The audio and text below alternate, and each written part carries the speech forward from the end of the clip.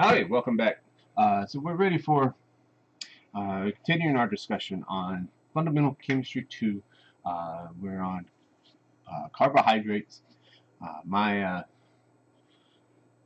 partner is stepped outside with Doc, and they're conducting some physics experiment involving a ball and short leash. All right. My junior lab assistant said there's got to be a better way of coming up with ways to name these things and classifications than just banging your head on the keyboard. And so one of the things that I told him is that, hey, we have heard these words before. That we use this word stereo that's in stereoisomers. We use that to talk about our radio. You can have, when you have mono sound, that it doesn't matter how many speakers you put up, it's the same sound coming out of each of those. And that was the big idea out of stereo, was that there was a difference between the left and the right, and that you could tell those apart. And so when we use this idea of stereoisomers, that you also have some experience with this. Because when you look at your left hand and you look at your right hand, they are enantiomers. They are mirror images that are not superimposable. All right, so enantiomers, your hands are enantiomers. They're chiral. All right, so there's an orientation to them. All right, so that's not overly difficult, but I agree it's a lot to memorize. So you want to know the idea of stereoisomers, and you want to be able to keep up with the difference between enantiomers and diastereomers. And so this, when we start to have multiple chiral carbons, that's where we really get into this idea of is it really going to be enantiomers, or are we looking at so let's draw some. And remember, the top, we've got free rotation.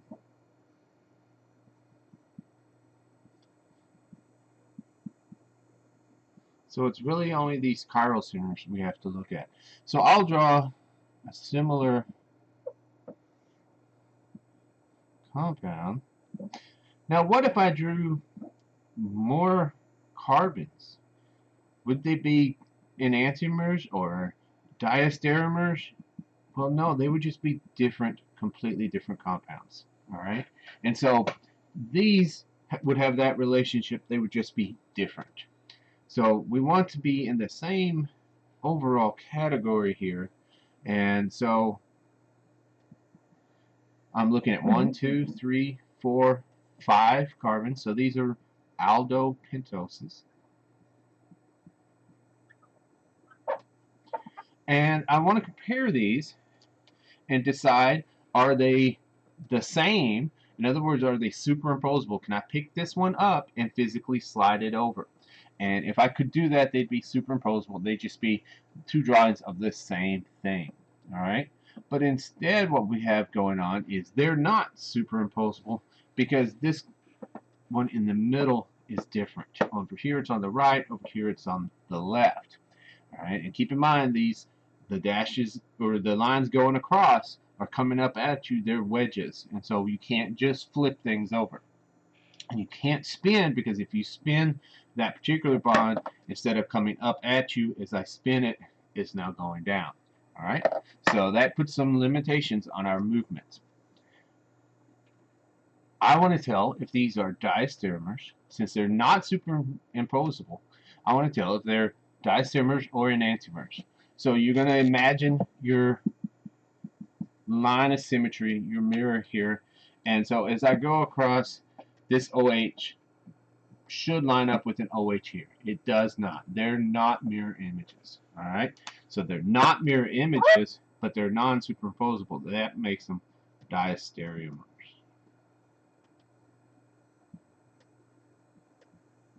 There's two of them, but they're not enantiomers. So if I wanted to draw a mirror image we could do that and we would define the enantiomer. So let's do a different one.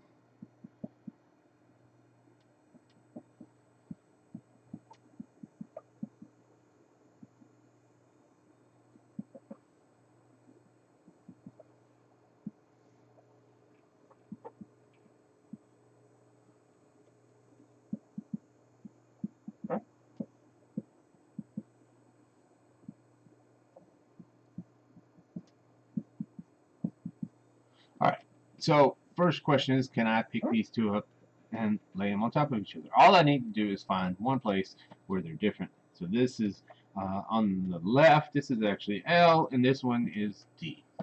Alright, so that is enough right there to make it where we can't superimpose them. Now I need to worry about, remember, we can ignore the tops as long as they're the same. I could spin this around and redraw it where it would be a mirror image. Are these mirror images? In other words, is the thing closest here the same? So the closest to my line is H's. OH's are far apart. H's with the OH's far away. H's are close with the OH's close. So these are enantiomers.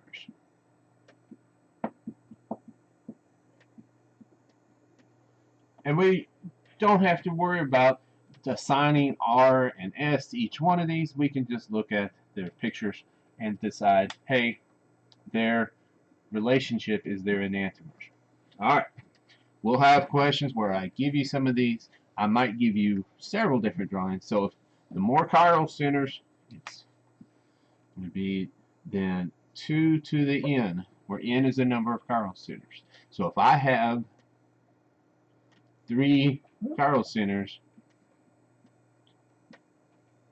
that's going to be 2 times 2 times 2, 8 different combinations. Alright, so you could have an OH here, OH here, OH there. You could come in and swap one of these. And then we could swap the second one and go on and swap the third. Then we'll work off of swapping 2, and so you'd eventually get to 8 different possibilities. Alright, so that's what we're doing here with our multiple chiral centers. But we've got this special case compound where we have more than one chiral center, and it has this idea of an internal plane of symmetry. An internal plane of symmetry, we call that meso. Now what has to happen here is the top and the bottom have to be the same, which is different than what we were seeing. So we have to be able to draw a line and have this plane of symmetry where they're mirror images top and bottom. Alright, what this does then, so I've got 2 chiral centers, but this allows me to take the whole thing and spin it. So it's a different motion than before. We said we can't twist it because that would take part of it and take it to the bottom. We can't flip it over, right? That kind of motion, because that does takes the things that are coming up again and makes them point to the bottom. Alright? But all we're doing here is this motion of spinning. And that means with everything, so notice if I spin things, it still stays pointing up to the top. And so this meso compounds, then the giveaway on these will be the top and the bottom will be the same. Alright, you'll even notice these aren't really sugars, but we do have all have some things that are meso. Now you can also have diastereomers off of these.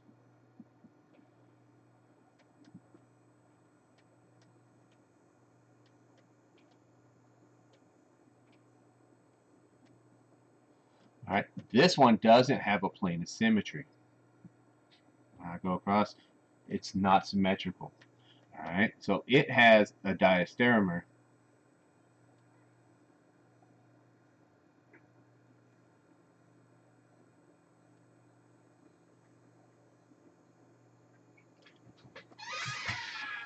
This one's meso. I could spin it.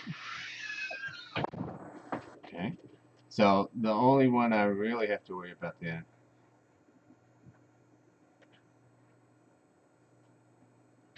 is this.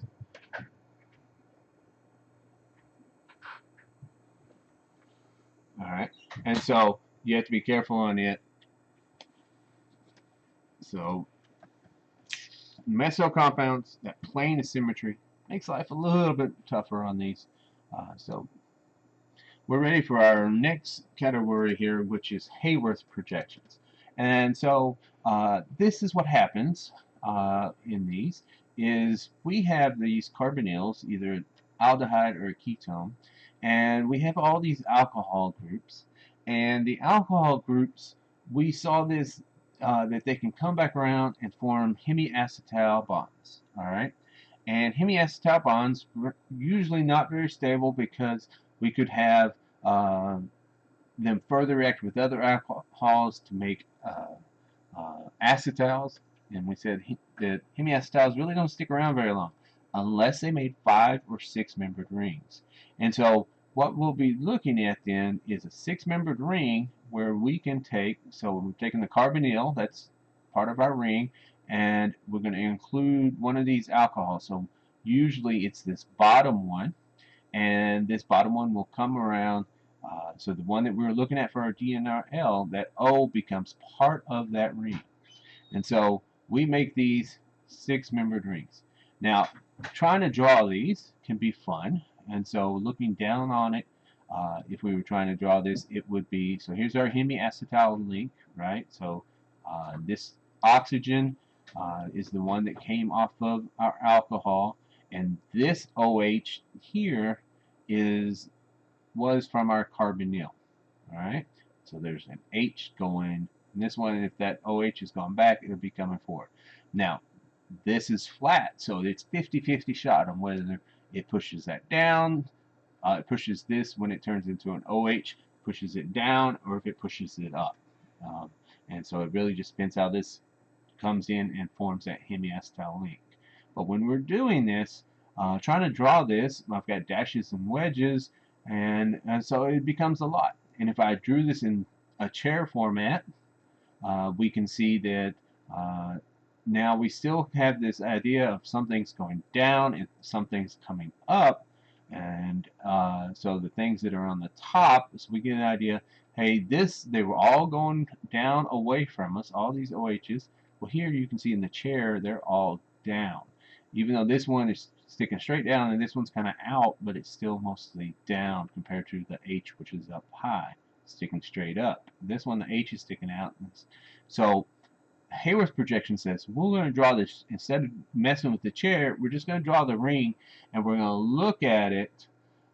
So if I was looking at this picture, I'm going to come in from the side, all right, and look at it from the side. So this Haworth projection that we're talking about here, we're going to draw this ring. We've got part of it in the back. We're really trying to show that, hey, we're looking straight down the side of it. So things that go up are all on the, be going kind of straight up, and the things on the bottom will be going straight on the bottom. Now it really exists more like a chair, but it's going to be easier to see here. So it makes it easier to see how these are connected. Now the carbonyl has 2 possible positions because it became chiral in this process. That idea that there's 2 different ways of going is called anomers, all right? And it's not, they are like stereoisomers, but it can swap between them, all right? So we can swap back and forth between these. Hemiacetal linkages are very weak. A little bit of acid and some heat, and they fall back apart, and they come back together. Fall back apart and come back together. The conditions to break a hemiacetal are the same conditions to make a hemiacetal. And so, since this is all part of one molecule, it's easy for it to go back apart and come back together. It's just the inherent stability of 5 and 6 membered rings that keep these things together. All right, so when we go to draw these, we need to be able to tell these different anomers. they have slightly different properties. And so when we're doing these, let me draw us a big one.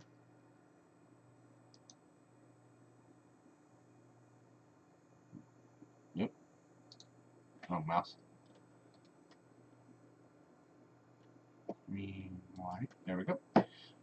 So trying to draw these. Let's draw a 6-membered ring. So there's a couple of rules that apply for the Haworth projection. All right, so our Haworth projection, when we're looking at these 5, 6-membered rings, so I'm this on here so we can see the Haworth name, but it's an O always goes in this top right. So if I do a 5-membered ring, we put that O in the back like that. All right, so the O goes to the top right or in the back. Now each one of these has things going up and down, and we need to decide where we're going to put stuff. All right, where do the things go? Well, when we had this form, we still had this CH2 that was hanging out down here. All right, so this CH2 CH2OH that was at the bottom of our Fischer projection. So at the bottom of our Fischer projection, that CH2OH, that is hanging down, and so it will always be drawn in the same place in the Haworth. And so when we go to draw this in Haworth, you can see they've got it going up. So we're going to be looking at this CH2OH is a big group, and it's going to stay up there on the OH. Alright, so the one we were looking at in our picture there, H here, all the OHs were on the bottom.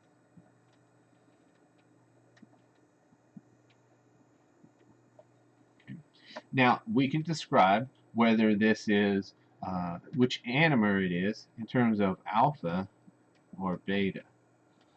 Now, the problem with this nomenclature is you would think beta being on the bottom would be a good idea, but that's not. Beta is actually going to be when it is cis.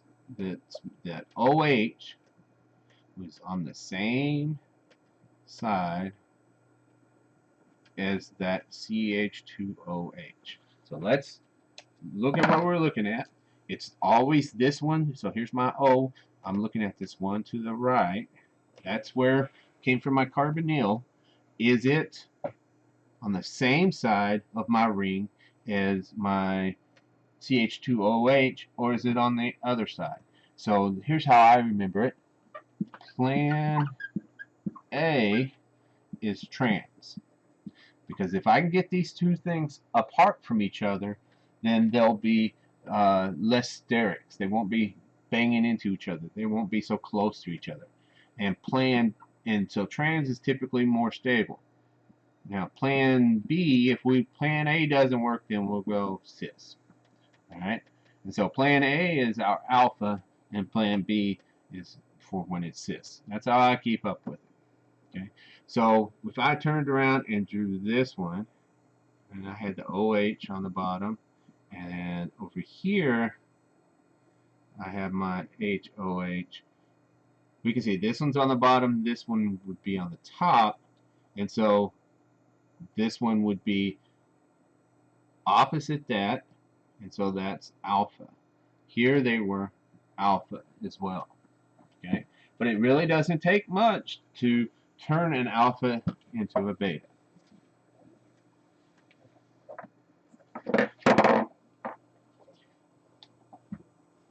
So let's draw us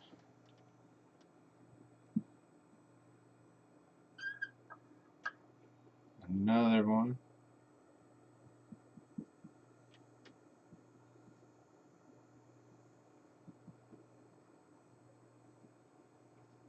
Let's see what we'll put that on the bottom.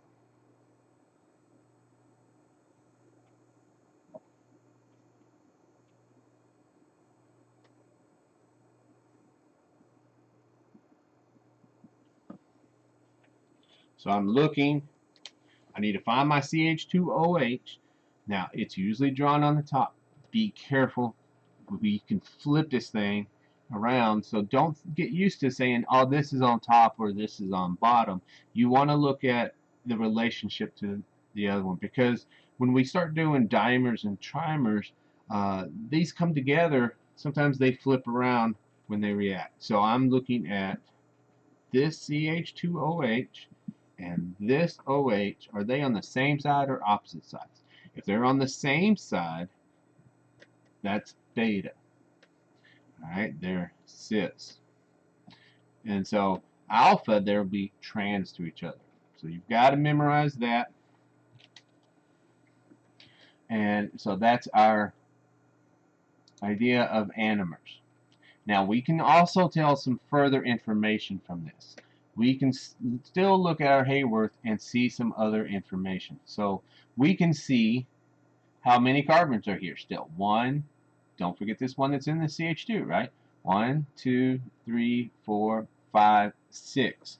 So this is still, I can tell, this still is a hexose.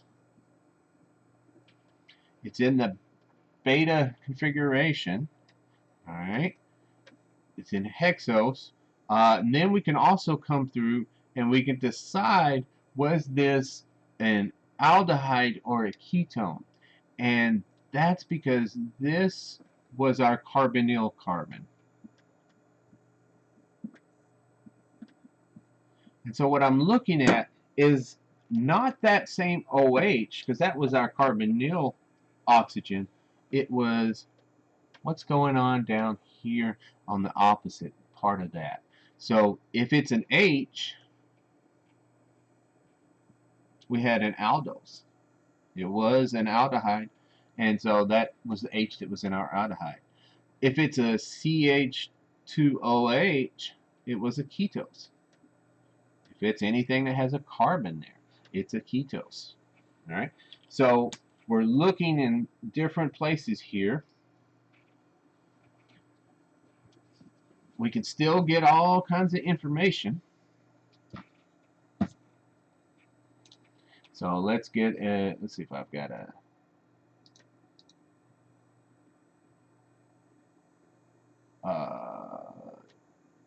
don't have, so the CH2 is up on the top.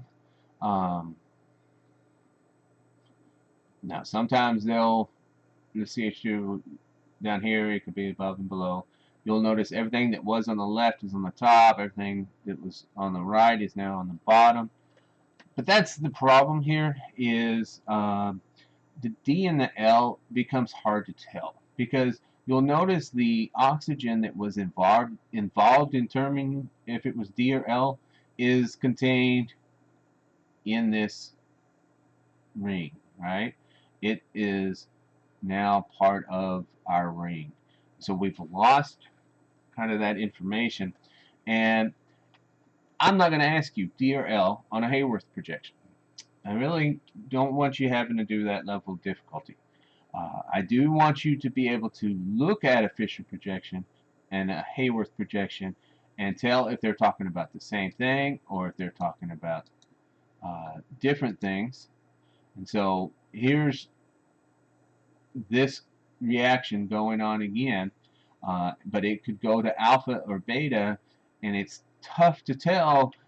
They were both started off, it started off D, but when I look at this, it can be tough to tell if it was D or L to begin with, because the oxygen that's involved in our D and L, so this is D because it's on the right hand side in the Fischer projection. When I go to Haworth, that oxygen is now down in here, and it makes it tough to tell. You could tell by the CH2OH when they draw it, but we're really not going to get to worrying about that. The difference here is in alpha and beta. Is the OH on the top? Is it on the bottom? And really what we care about is it cis or trans to the CH2OH. Alright? So when we look at these, I'll ask a slight different thing, but you do need to know the Fischer. So when we're doing these, you need to know the name Fischer projection.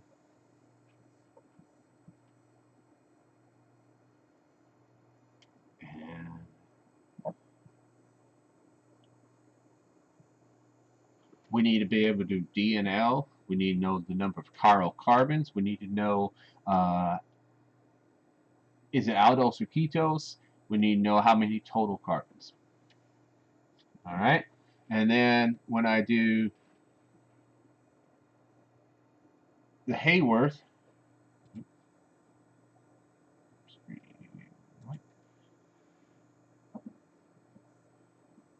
you need to know the name for what that kind of looks like.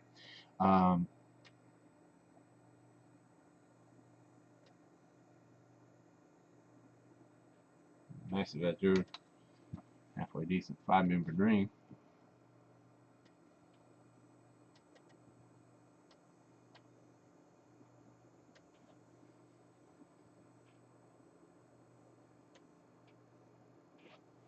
Just do a 6-membered ring.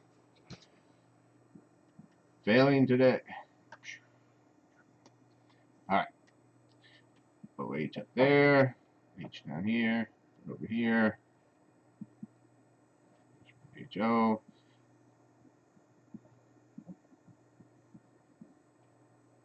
These are specific to which sugar we're looking at. Now, when I look at this one, I need to know alpha or beta. So is it cis or trans? This one is cis, and so it would be beta. I need to know how many carbons does it have. 1, 2, 3, 4, 5, 6. Alright, so 6-membered rings have 6 carbons, 5-membered rings typically have 5. Double check, count all your carbons, just don't forget that CH2. That's the one people tend to forget. You need to be able to tell, was it aldose or hexose? And we're looking at down here, this was an aldose. Okay. Up on the Fischer, we were looking up top. And then how many chiral centers? We can count them 1, 2, 3, 4, 5 chiral centers. Okay.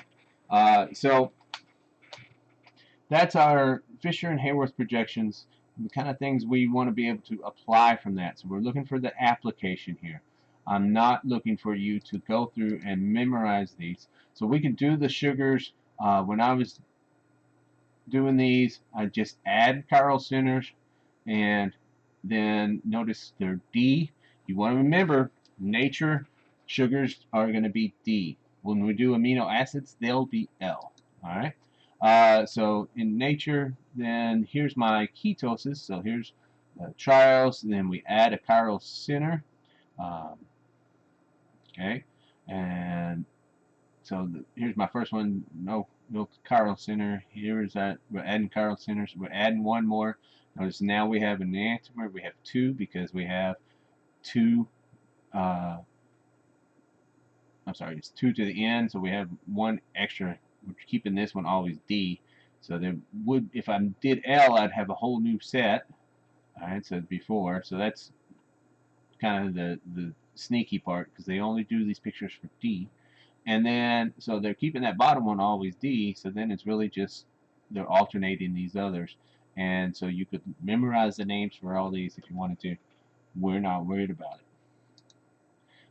it. So when we do these sugars, some of them form 6-membered rings, some like to form 5-membered rings. So the difference here comes in, you can see kind of that fructose is going to be a 5-membered ring, because here's my carbonyl, 2, 3, 4, and then here's my 5-membered ring. And so you can see, even though it had, these are all hexoses, this one was a ketohexose, and so this CH2OH is just kind of along for the ride. Okay.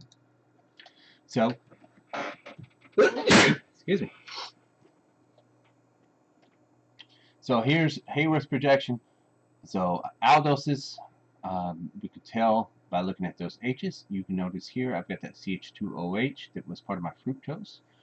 So when we were looking at it, that CH2OH, I said, was along for the ride. It's down here. You can see.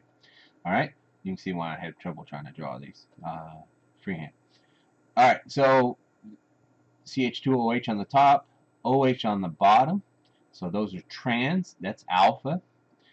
This one's drawn as alpha. This one is drawn as beta. So I'm looking at the same carbon. I can tell aldose, ketos. I can also tell alpha, beta by looking compared to the CH2OH.